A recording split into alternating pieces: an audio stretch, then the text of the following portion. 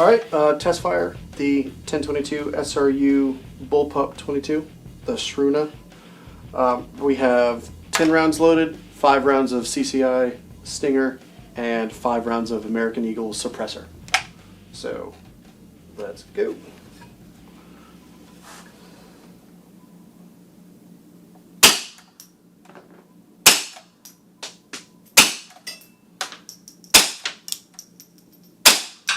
Alright, now the supers, or the subsonics.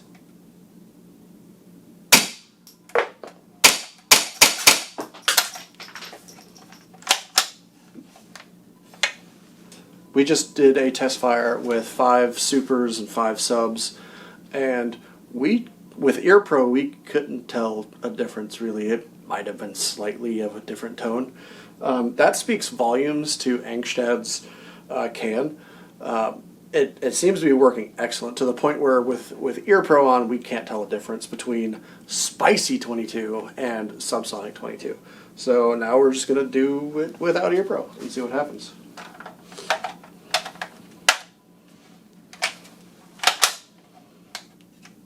Alright, 5 super and 5 subs.